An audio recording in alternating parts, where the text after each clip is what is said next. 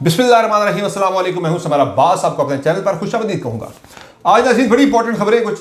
एक तो खान साहब ने आज chief justice of Pakistan justice Qasim Faez Isa को खत लिखकर उनसे 7 अहम तरीन नुकात के ऊपर फौरी तौर पर नोटिस लेने का, इंटरवेंशन लेने का उनसे मुतालबा किया है। साथ ही साथ चीफ जस्टिस ऑफ पाकिस्तान की तवज्जो सात मसाइल की तरफ मबजूल कराते हुए उन्हें यह भी याद करा दिया है, उन्हें ताना दिया है बड़ा सख्त किस्म का। और खान साहब ने कहा जी कि this world is a dangerous place not because of those who do evil but because of those who look on and do nothing. यानी ये दुनिया खतरनाक जगह है, लेकिन ये खतरनाक उन लोगों की वजह से नहीं है जो बुरे लोग हैं या जो बुरा करते हैं, बल्कि उन लोगों की वजह से ज़्यादा खतरनाक है जो इस बुराई को देखते हैं मगर कुछ करते नहीं है इसे रोकने के लिए। एल्बर्ट आइंस्टाइन का उन्होंने ये कोट डाला है चीफ जस्टिस को ताना देते हुए कि भाई कुछ कर ले, ये जो हो रहा है आप इसके जिम्मेदार हैं, आप कुछ कर नहीं रहे। तो इन 7 नुकात पे मैं बात करूंगा। वो 7 नुकात हैं क्या जिन पे खान साहब ने चीफ जस्टिस से फौरी इंटरवेंशन का मुतालबा किया है। इसके अलावा जनाब बात करेंगे बुशरा बीबी की। आज मेडिकल रिपोर्ट्स के वाले से एक मौक़िफ़ सामने आया है, 2 मुतज़ाद मौक़िफ़ सामने आ रहे हैं। फिर हुकूमत के अंदर से एक आज बड़ा दावा सामने आया हुकूमत की मुद्दत के बारे से, उस पर बात भी होगी। फिर जनाब मौलाना फजलुर रहमान ने 3 असम्बलियाँ बिकने का, फरोख्त होने का बड़ा इल्ज़ाम लगाया है। ये इल्ज़ाम क्या है, किन किन की उन्होंने बात की है। और फिर जनाब एक पाकिस्तान के खैर खा हमदर्दान का एक ग्रुप बन गया। कुछ 3 लोग सामने आ रहे हैं, 2 वफाकी वज़रा और एक साबिक जर्नैल है जो मुफाहमत के लिए एक्टिव हो गए। ये क्या कहानी है और बताएंगे आपको। सिंध में कच्चे के डाकुओं को असला कौन प्रोवाइड करता है, इस पर सिंध के वज़ीर आला के मुशीर बाबल खान भाइयों जिनकी गाड़ी से असलहा बरामद हुआ था, वो आज उन्होंने अपने ओहदे से मुस्तफ़ी होने का फैसला कर लिया था कि काज शुरू हो चुकी है बड़ी जामे किस्म की। इस पर बात भी होगी। उससे पहले आपसे रिक्वेस्ट है कि अगर आपने अब तक मेरे चैनल को सब्सक्राइब नहीं किया हुआ तो चैनल को सब्सक्राइब करना मत भूलें। वीडियो आपको पसंद आया करे तो उसे लाइक ज़रूर कर लिया करें और अपना फीडबैक कमेंट सेक्शन में ज़रूर दिया करें। और तमाम वीडियोज़ की अपडेट हासिल करने के लिए, नोटिफिकेशन हासिल करने के लिए बेल आइकन जरूर प्रेस कर लिया करें ताकि आपसे वीडियो मिस ना हुआ करें। अच्छा जनाब, ये जो मामला है, सबसे पहले साबिक वज़ीर आज़म इमरान खान साहब ने आज खत लिखा है chief justice of Pakistan justice Qasim Faez Isa को और उन्हें कुछ बातें याद कराई हैं। उन्हें उनका माजी याद कराया है कि माजी में वो आईन पाकिस्तान की जो है वो किताब हाथ में उठा के यूँ कहा करते थे जनाब कि ये आइन सबसे सुप्रीम है, कुरान पाक के बाद मैं इस आइन को सबसे ज़्यादा मुकद्दम समझता हूँ। कायद आज़म के साथी थे मेरे वालिद जिन्होंने पाकिस्तान बनाया। तो उन्होंने कहा जी आपकी फिर कुछ जिम्मेदारियाँ भी तो बनती हैं कि आपकी नाक के नीचे आइन की पामाली हो रही है और आप खामोश बैठे हुए। और खामोशी को खान साहब ने कहा यह बड़ा क्राइम है और इसका मतलब है कि आप फिर उसमें शरीक हैं। तो एक तो जो 7 नुकात है उनमें सबसे पहला नुकता जो है नहीं, एक तो इमरान खान साहब ने अपना जो उसका ख़त का प्रियम्बल है, बेसिकली ये ख़त जो है डिक्टेट खान साहब ने किए कुछ पॉइंट्स, और वो जो 7 नुकात है डिक्टेट किए इमरान खान साहब ने और ख़त को ड्राफ्ट किया है रऊफ़ हसन साहब ने जो कि पार्टी के मरकज़ी सेक्रेटरी इत्तलात हैं। और उन्होंने ये कहा जनाब के चीफ जस्टिस की तवज्जो इस तरफ मबजूल कराई है कि आप जो है वो कॉन्स्टिट्यूशन के यानी आइन के आप गार्डियन हैं और अल्टीमेट जो आर्बिटर है वो आपका बनता है जनाब, जस्टिस के लिए आपने करना है।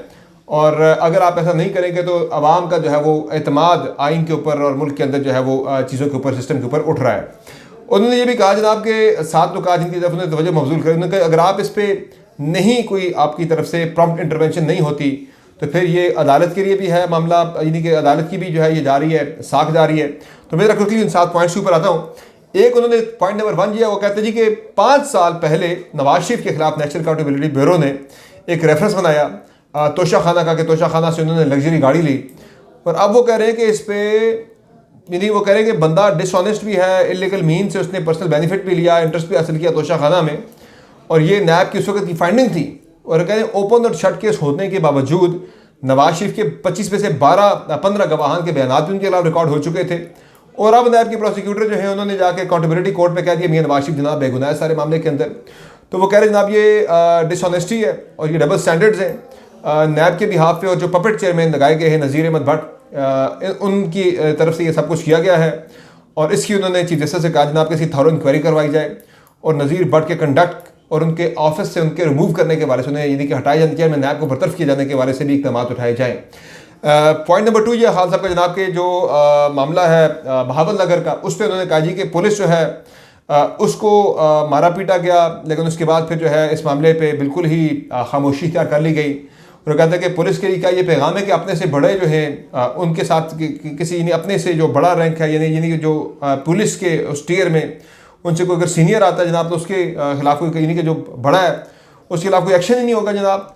तो उन्होंने कहा जी ये बड़ी ज़्यादती है और इस पर जो है वो सुप्रीम कोर्ट ऑफ पाकिस्तान को एक्शन लेना चाहिए और इसकी जामे तहकीकात होनी चाहिए बाबल नगर के वाक़े की। फिर इस पर यह भी उन्होंने जो पॉइंट नंबर 3 है उस पर खान साहब ने इस्लामाबाद हाईकोर्ट के 6 जजेस के वाले से जो है उन्होंने यानी हर वो जो बाबल नगर वाले वाक़े पे उन्होंने एक बड़ी इंटरेस्टिंग खान साहब ने पॉइंट लिखा है कि वो ये कह रहे हैं जनाब के जिनके पास कलम है उनसे ज़्यादा ताकतवर वो हो गए कि जिनके पास बंदूक है वो ज़्यादा ताकतवर है। फिर उन्होंने इस्लामाबाद हाईकोर्ट के 6 जजों की वाले तरफ उन्होंने इशारा किया कि भाई उनको आके हरासा किया जाता रहा, जो उनका ख़त आया उस पर आपने कोई सब्सटैंटिव आपने कोई मैयर नहीं ली, आपकी तरफ से तो बड़ा एग्रेसिव किस्म का इस पर एक्शन होना चाहिए था, वो आपने नहीं लिया और आप मामले को जो है वो ड्रैग कर रहे हैं। तो इसमें जो है वो आप अभी तक इनडिसाइसिव क्यों है? इससे अवाम का जो है एतमाद पाकिस्तान के अदालती निज़ाम के ऊपर वो शेक हुआ बुरी तरह से और ये बहुत बुरा यानी कि ये बड़ा सिग्निफिकेंट ये नुकसान है और ये इस पर आपको एक्शन लेना चाहिए था। फिर तीसरी चीज़ जो है वो खान साहब ने जो पॉइंट आउट की है, चौथी चीज़ वो जनाब यह है कि 9 मई के वाले से वो कह रहे हैं कि हमारे सैकड़ों हमारे कारकुनान जो है वो गिरफ्तार हैं और इस वाले से हमने 25 मई 2023 को आपकी अदालत में एक हमने पटिशन भी दायर की थी जनाब कि इसकी जामे तहकीकात होनी चाहिए, सारे मामले की अदालती तहकीकात होनी चाहिए फुटेजेस को देख के बाकी तमाम शवाहिद को देखते हुए, लेकिन इस पर आपने कोई एक्शन नहीं लिया। और ये जो मामला है मिलिट्री कोर्ट्स वाला उसके ऊपर भी you are dragging your feet, उस पर भी उन्होंने कहा जी कि आपको अपना एक क्लियर इस पर पोजीशन लेनी चाहिए, तो उस पर भी तवज्जो मबज़ूल कराई गई है। नुकता नंबर 5 है खान साहब का जनाब के 17 फरवरी 2024 को कमिश्नर रावलपिंडी ने एक बड़ी चशम कुशा किस्म की होशरुबा किस्म की प्रेस कॉन्फ्रेंस की थी जिसमें उन्होंने इंकशाफ किया था जनाब के पिंडी डिवीजन के कौमी असम्बली के 13 सूबाई असम्बली के 26 हलकों में बड़े पैमाने पर धांधली करके नताइज को तब्दील किया गया है। और इस पर वो कहते हैं जनाब के ये बहुत बड़ा एक इंकशाफ था जिसको बिल्कुल दबा दिया गया। उसके बाद कमिश्नर रावलपिंडी जो है वो गायब हो गए और उन्होंने अपना बयान भी वापस ले लिया। तो इस पर ये एक बड़ा मिस्टीरियस मामला था, उनका गायब होना, उनका बयान वापस लेना, इस पे जो है वो जो है ये एक मिस्ट्री है सबके लिए। इस पे सुप्रीम कोर्ट ऑफ पाकिस्तान जो है वो बिल्कुल हमें बेबस नज़र आई है, हेल्पलेस नज़र आई है और उनको ये चाहिए था जनाब कि ये पब्लिक इंपॉर्टेंस का मामला है और इस पे सुप्रीम कोर्ट ऑफ पाकिस्तान को फंडामेंटल राइट्स की हवाले से जो शिकें हैं उन्हें इन्फोर्स करते हुए इस मामले पे नोटिस लेना चाहिए था।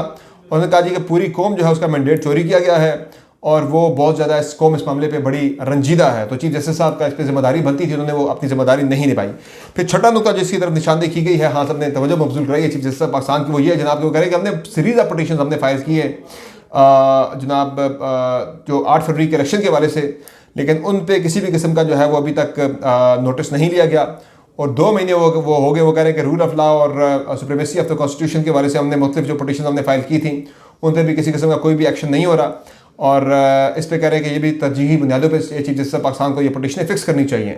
फिर 7वां नुकता जो है वो उस पर चीफ जस्टिस पाकिस्तान की तरफ जो तवज्जो मबज़ूल कराई गई है उसमें वो ये कहते हैं कि रिजर्व सीट का यानी मखसूस नशिस्तों का जो मामला है उस पर भी आप देखेंगे वो कहते हैं कि सूबाई असम्बलियों के अंदर या कौमी असम्बली के अंदर बड़े बड़े अहदों का इंतखाब हो गया है, मखसूस नशिस्तों का मैटर जो है वो डिसाइड नहीं किया सुप्रीम कोर्ट ऑफ पाकिस्तान ने। बड़े बड़े इंपॉर्टेंट वज़ीर आज़म का वज़ीर आला के इंतखाब हो गए लेकिन उन्होंने डिसाइड नहीं किया मैटर। उन्होंने कहा इस पर भी प्रायोरिटी बेसिस पे चाहिए चीफ जस्टिस पाकिस्तान को कि वो इंटरेस्ट लेते हुए इस मामले को भी रिजॉल्व करें। इसके अलावा उन्होंने ये भी कहा जनाब कि चीफ जस्टिस की जानिब से अगर इनएक्शन होता है इस मामले के ऊपर तो मुल्क में ये आइनी बहरान को जन्म देगा और अवाम का एतमाद सिस्टम के ऊपर से उठेगा। फिर उन्होंने ये भी बाकी बातें तो उन्होंने काफ़ी सारी लिखी लेकिन उसमें उन्होंने ये भी कहा कि आप जब पार्लियामेंट में आए थे आपने कानून की बुक ले आई थी, आइन की आपने बुक ले आई थी कि मेरे लिए कुरान मजीद के बाद ये सबसे मुकद्दम है। अपना केस में भी जब आपके खिलाफ रेफरेंस आपने दायर किया तब भी आपने उसमें आके आइन की बातें की थी, तो आज वो आइन कहाँ चला गया, आपको भूल गया आज वो आइन। तो एंड पे उन्होंने जो ताना जो दिया चीफ जस्टिस पाकिस्तान को वो ये दिया जनाब के मुल्क में दुनिया जो है वो ख़तरनाक जगह है, लेकिन ख़तरनाक इसलिए नहीं है कि इस पर बुरे लोग हैं बल्कि इसलिए ख़तरनाक ज़्यादा ख़तरा जो है वो बुरे लोगों से नहीं, ख़तरा उन लोगों से है कि जो इस बुराई को देखते हैं मगर उस पर वो एक्शन नहीं लेते, कोई अमल दरामद नहीं करते। तो उन्होंने कहा जी आपको अमल दरामद इस मामले पे एक्शन आपको लेना चाहिए, अगर आप नहीं लेते तो फिर आप एकम्प्लिस उस मामले में समझे जाते हैं। तो ये एक बड़ा यानी कि ठीक ठाक किस्म का धड़ल्ले वाला ख़त इमरान खान ने लिख दिया है। इस पर क्या कोई एक्शन होगा? मामला आजकल एक और भी चल रहा है, बड़ा इंपॉर्टेंट किस्म का, वो चीफ जस्टिस की तोसी के वाले से भी चल रहा है। तो उस पर राय में अगर देखा जाए तो अगर ये खबर दुरुस्त है तोसी वाली तो फिर तो ये ख़त सिर्फ एक ख़ाती साबित होगा शायद, लेकिन देखते हैं। अभी तो ख़त आया है, अगले 2-3 दिनों में इस पर वाज़ेह हो जाएगा कि चीफ जस्टिस पाकिस्तान इस पर क्या एक्शन देते हैं। बाकी जनाब जो मामला है वो है क्या कहते हैं बुशरा बीबी की मेडिकल रिपोर्ट्स आ गई है, उनकी एंडोस्कोपी हुई, उनके ईसीजी हुई, इको हुई, अल्ट्रासाउंड हुआ। और ये शौकत खानम के जो हैं डॉक्टर आसिम, उनकी निगरानी में ये सब कुछ हुआ है। और उसमें जो खान साहब ने जैसा कि कहा था, तो जो हुकूमत बता रही है, हुकूमत का ये दावा जनाब के उनकी रिपोर्टें सारी ठीक आई हैं, सिर्फ उन्हें गैस्ट्रो का मामूली मसला जो है वो इसमें डायग्नोज हुआ है। बाकी ऐसा रसानी के वाले से या ये जो टॉयलेट क्लीनर खिलाने के वाले से ऐसी कोई चीज़ जो है वो साबित नहीं हुई।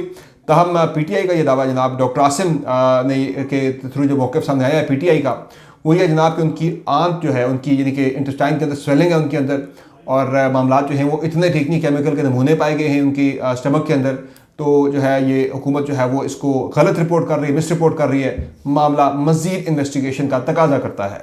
बाकी इसमें जनाब अगली कहानी ये है कि मौलाना और अगर ये चीज़ नहीं निकलती तो ये पीटीआई के लिए नहीं, अगर ये रिपोर्ट डिटेल्ड आ जाती है और उस पर पीटीआई का मौके पर अगर निगेट हो जाता है तो ये पीटीआई के लिए बहुत बड़ा सेटबैक होगा।